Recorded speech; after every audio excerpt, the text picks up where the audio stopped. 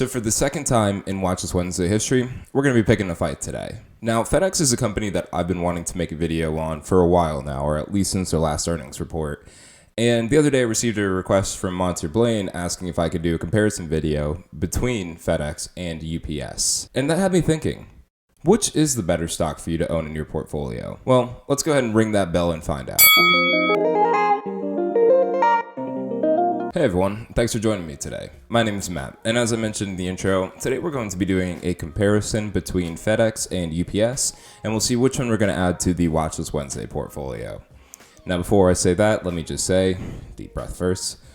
This is not financial advice. Please don't take this as financial advice. If you do have any questions, please go speak to a financial advisor. This is just for your entertainment purposes only, so please do not make any investment decisions based on what I have to say here. That was a pretty good one. I think I said that pretty fast, and also, I have to say a big welcome to all the new subscribers. I think since last week, I gained 20 new subscribers. So that's super awesome. Thank you to all of you who have either been here with me for a while or if you're brand new. Really appreciate you taking the time just to hit that button and support my channel. It means so much to me, and it just gets me very excited to make more and more videos for all of you. So again, thank you. Now, per tradition, we're going to just talk very quickly about their background info. Since we have two companies today, I don't want this video to be incredibly long. So with UPS being the older company, founded in 1907 by James Casey and Claude Ryan. Now, UPS was actually started with just $100 in debt. And basically what they did is deliver packages between businesses in the Seattle region. And it's actually started off either by foot or by bike. Later down the road, when the Model T came out, they did purchase their first car and were able to make deliveries through a vehicle. And it actually started off by the name American Messenger Company. Didn't change to UPS until 1919, I believe it was, when they expanded their business operations to Oakland, California. Now they're located in Sandy Springs, Georgia. If you're wondering why they moved to Georgia, it's because it's not too far away from Atlanta, which is one of, if not the biggest airport in the world. Now, FedEx, on the other hand, didn't come around until 1971. Frederick Smith came up with this idea for his term paper while he was at Yale. At first, the teacher really didn't think much about this idea of this international express delivery, but Frederick stayed true to it and kept focusing on it and began his formal operations in 1973. Real quick thing here, this is actually, FedEx's starting story is very similar to how Jack Bogle started Vanguard. It was his paper at Princeton that he wrote, and his teacher didn't really think about it, with these low-cost funds, and somebody else picked up the paper and realized that Jack was onto something. So that's how Vanguard got started, and I'd be curious to know how many other big businesses out there were started from these term papers that a lot of these Ivy League schools have. As I mentioned, they began their formal operations in 1973, and just 10 years later, they were receiving $1 billion in annual revenue. So the company grew exponentially right from the beginning. All right, so now let's do just a little compare and contrast for these companies. So, as I'm sure everybody knows, both of these companies are in the postal delivery business as well as logistics. They also do generate revenues through their retail outlets, which include services like printing, scanning, copying, or notarizing. With both of these companies being recognized as the world's leader when it comes to shipping and logistics, they have a huge amount of control when it comes to pricing power for their services. But that's really about it when it comes to their similarities. The bread and butter for UPS is domestic ground shipping services, where FedEx specializes in time-sensitive international delivery. Even the way they run their retail outlets is completely different. So any retail outlet that you see, the stores that you'll see with the FedEx Kinko, or I think they even dropped the Kinkos by now, where you see the FedEx name, those are all owned by FedEx, the corporation itself. Where UPS, if you ever see a standalone UPS store, that's actually a franchise that somebody owns. If you're curious, on a high end, it costs about $500,000 to own one of those franchises. I think on the low end, it's $124,000 if you wanted to get in the business of owning a UPS franchise. And I actually do prefer the franchise approach. Reason being is because it's a way for UPS to continue receiving revenue, but they don't have as much cost with opening up the store since that's going to be on the franchisee. Yes, there is going to be some costs associated with the licensing and their training that they're going to have to give to the franchisees, but overall they are going to create a lot of revenue through the franchise fees. And again, it's one less thing for them to have to manage, which allows them to really focus on what they do best, again, the shipping and logistics. But speaking about additional revenue, let's go ahead and take a look at these numbers for these companies. All right, so we have just a little compare and contrast here, and hopefully you can see all this okay. Did a little bit differently this time, just wanted to change up the settings. Hope you like it this way. If you're inclined, leave a comment below if you prefer this style as compared to what I typically do when I show these numbers on your screen. So starting off with the market cap, FedEx being a smaller business, actually, just from a market cap perspective, FedEx is half the size of UPS, which is a little surprising given that these both have such a large footprint. But overall, UPS does have a larger fleet when it comes to trucks, planes, all of that good stuff. PE non-GAAP forward ratio, that's the one I like to use. You can use whatever one you like, but FedEx obviously is a little bit less than what we see for UPS. I believe the non-GAAP forward PE ratio for this industry specifically, so the shipping and logistics, is around 29. So using that as our basis here, you could say both of these companies are trading at a little bit of a discount, more so for FedEx than UPS. The forward earnings per share, you can see that we have 15.66 when it comes to FedEx compared to the 7.11 for UPS. So obviously FedEx has that higher earnings per share. If that's a statistic that you like to look at, that's a great thing to see. But I actually have another statistic I wanted to show. It's either the next one or the one after, that helps really paint the picture as to why FedEx has a higher EPS than UPS. It makes sense to see that UPS's beta is 0.99 where FedEx is 1.39, given that FedEx has more involvements with international shipping where UPS's is more focused on domestic or within the US. So it makes sense, given the international risk and exposure, to be a little bit more volatile than what the market is. Revenue growth year over year, obviously this is where we could see UPS does a lot better. I mean, not a lot better because it's only a little bit more than 4% more, but that is a big difference when it comes to a business that is very expensive to operate. So the revenue growth is great to see, and honestly for a business like UPS to see it still nearing around 7% for year-over-year rev growth is a great thing to see. EBITDA growth year over year, so this is the one I wanted to get to.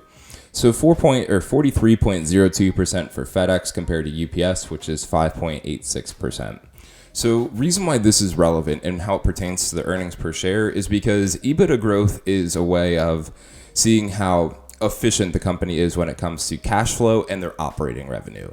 So it takes away things that are like non-business operation costs like taxes or insurance or depreciation amortization. So eliminating that really just shows you how efficiently the company operates.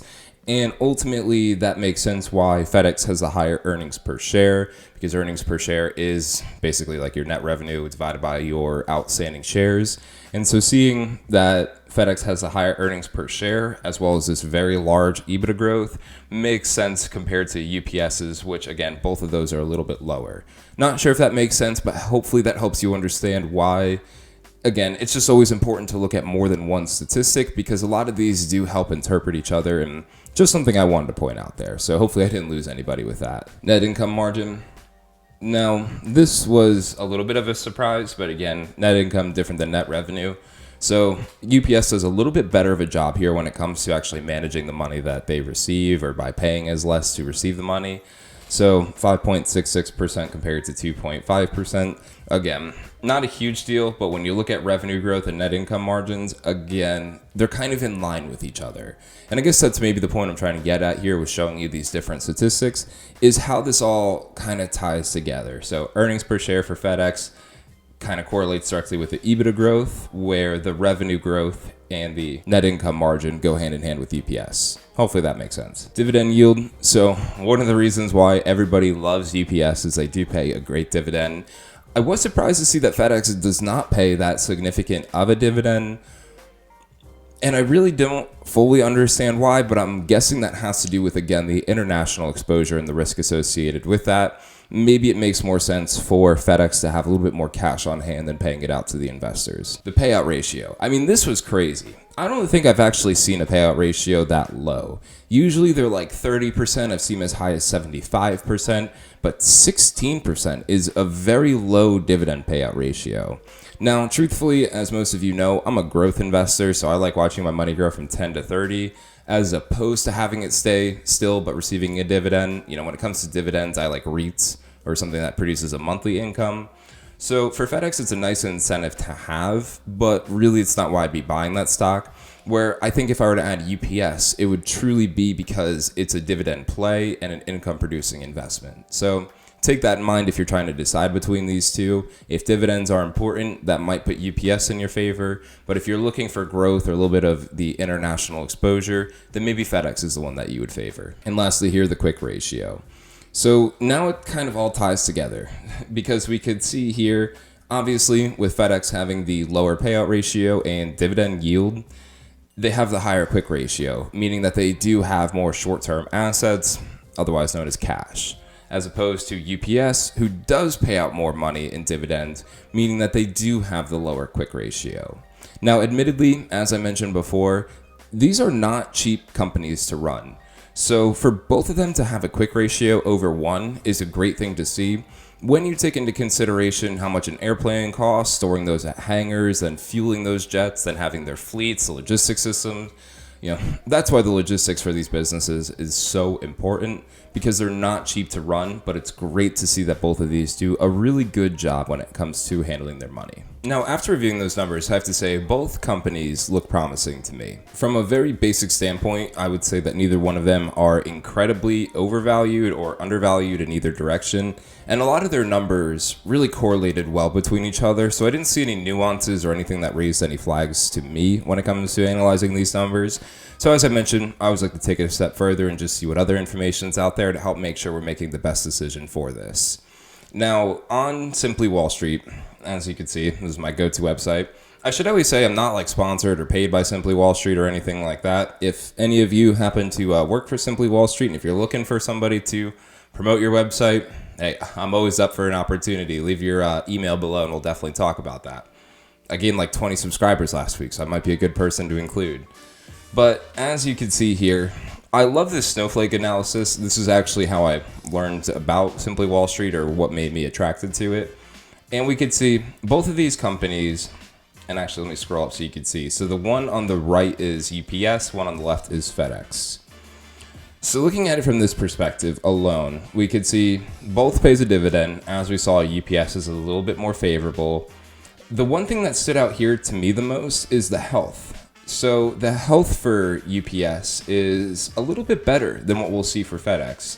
So let's just see how far that they take that. All right, so UPS right now, Simply Wall Street, and let's see what kind of analysis they're using here. So they're using the 2-stage free cash flow to equity. And let's see if they're using the same for FedEx. Perfect. So they're using the same valuation method for both of these, and that's fine here. They probably could have done like a free cash flow to dividend, since these are both dividend payers, but I'm glad that they have it consistent, at least for the two of them. But as we could see, so UPS is about 25.7% overvalued compared to FedEx, who's about 100.9% overvalued. So if you're looking at it from that perspective alone, maybe you'd want to consider going into UPS instead, since it's not as overvalued and it pays a stronger dividend. But let's just keep looking here. All right, and then I just wanted to move over here to the financial health. So again, as we saw, both of them have the positive quick ratios, so that's good to see. We can see that they do have significant amounts of long-term liabilities. Not a huge deal though, because again, it's not like the products they use to ship these products, or it's not like the services they use to ship their products is cheap at all. So it makes sense for these kind of companies to have high debt levels or high liability levels. And one thing I will say is, investing in these companies, you know me, I'm not an airlines investor by any means, but you could look at these as maybe an indirect airlines play. So something a little bit safer than buying American or Delta, but you are in theory getting airline exposure because the same risks are associated, again, with hangars and storage and jet fuel and all that good stuff. So take that into consideration too when you're making this decision, that these businesses do have ties to the airline industry. So admittedly, this has been a really good fight between the two of them, and it's not the easiest one to really make a decision on for which is the better investment. But a few key things here that I want to mention. So UPS has been in recent news with some of their innovation, and it's things that really excite me. The first one being their partnership with CVS, doing the drone delivery for prescription drugs. If you're not familiar with that, they started with like a small sample size with one of the largest retirement communities in Florida, where they were allowing people who didn't want to leave their house to receive their prescriptions by drone delivery. Obviously, that has a lot of kinks to be worked out. You know, if somebody's so sick that they can't get off the couch, how can they sign off for their prescription and scan their ID, all that good stuff? But I think that's a really innovative idea and something that I really think could be a part of our future. Yeah, there's a lot of things to work out with drones flying around with drugs and everything, but it could be an exciting opportunity for them. And again, just a way for them to once again increase revenues while staying domestic and creating new opportunities for a business that's been relatively the same over the years. Also, they did announce that they are going to be purchasing electric vehicles from Workhorse. So, Billy, I know you mentioned that you'd like for me to do a video on Workhorse. Well, I'm going to do one after seeing this, so stay tuned for a Workhorse video as well.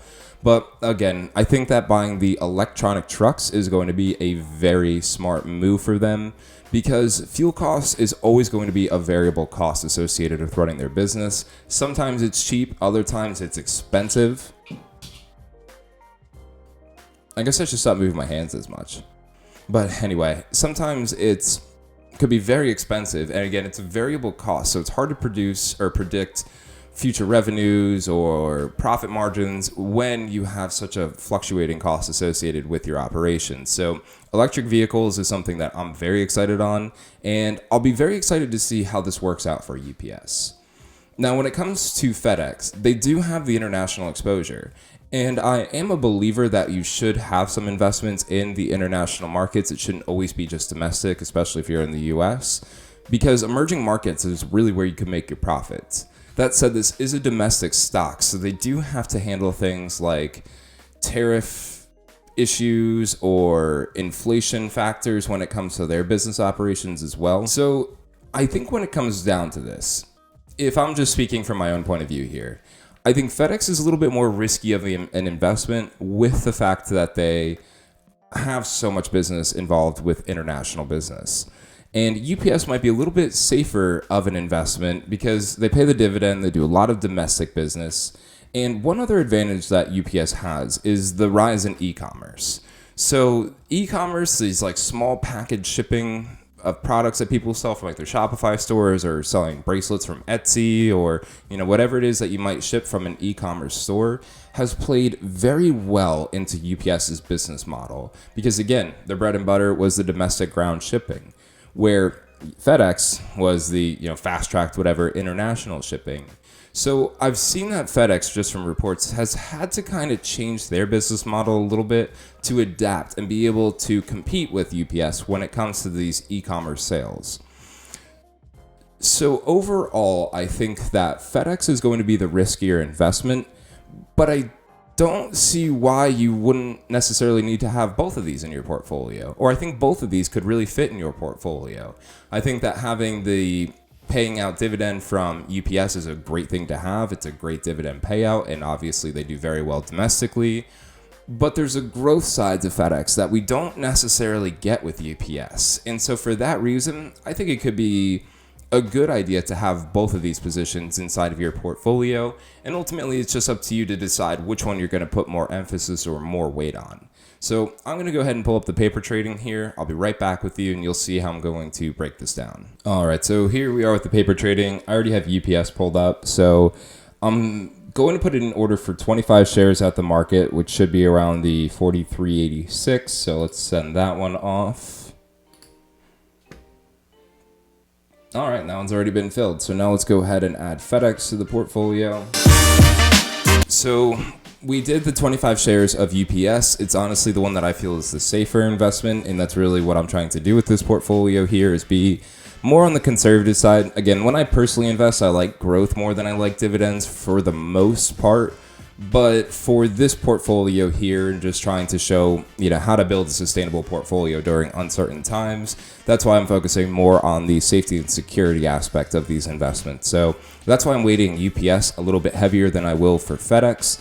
Still though, we have about $4,000 in UPS, where we'll have about just shy of $3,000 in FedEx. So both of these pretty reasonable amounts of money to be putting into these positions, I think. All right, well, that one's been queued here. So while that one's queued and we're waiting for it to fill, let's go ahead and take a look here at how the portfolio's been doing. All right, so a lot of these positions here are down today if you look at the today's gain, but we do have the majority of them are still positive overall as the investment. So obviously, you know, DocuSign's been doing really well for us. Adobe's been doing really well for us.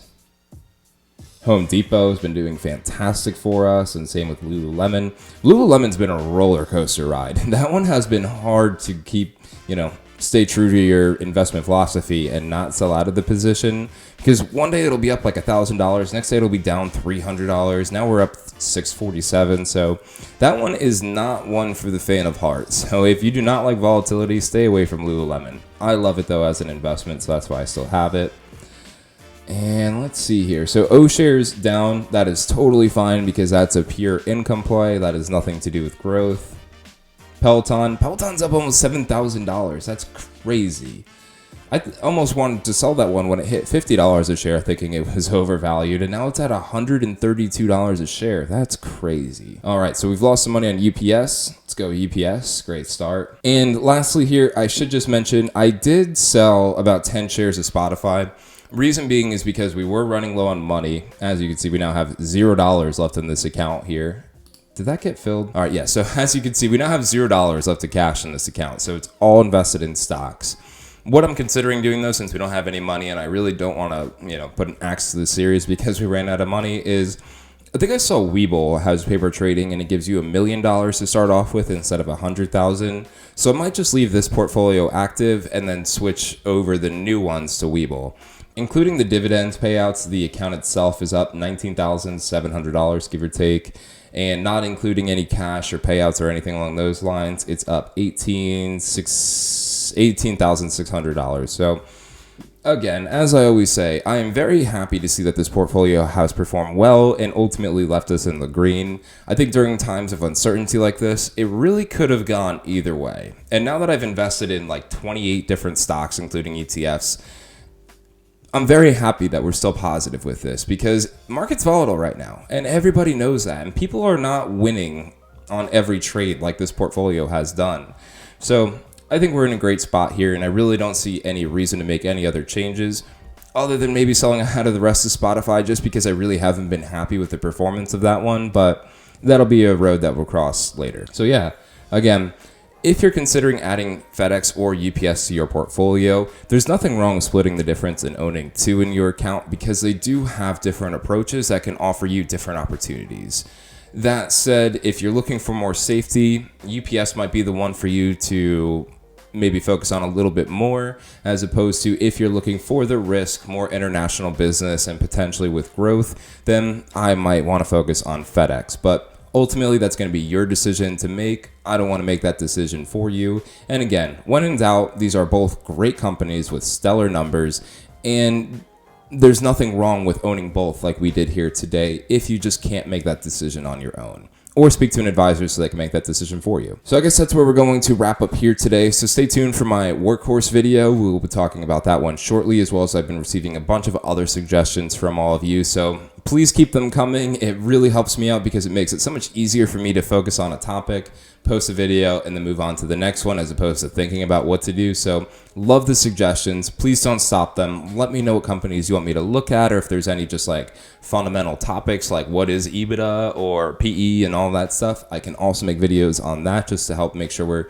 furthering your knowledge as well, not just me blabbering on about different companies and knocking over pumpkins. So with all that said, I think I'm on enough of a rampage here. I hope you enjoyed this video, and if you did, I hope you consider just hitting that thumbs up button. And once again, while you're over there, it's not too far away from the subscribe button, which is also free to click. So hope you don't mind just clicking that as well while you're already over in that region. I guess I'm just going to wrap up here though, so thank you so much for taking the time out of your day to watch this video. You could be anywhere in the world, but you're right here with me, and I really appreciate that. But I'll let you go ahead, enjoy the rest of your day, and I'll see you next time. I'll see you sooner though if you need to buy a house in the Charlotte area, because the link below for my real estate page is down below, as well as for a free Robinhood stock. But more importantly, if you're looking for a house in the Charlotte area, check that out. It's the best way to get in contact with me so I can help you with your home buying process. That said, we're done here. Thank you. Have a good day. All that fun stuff. I'm just going to stop.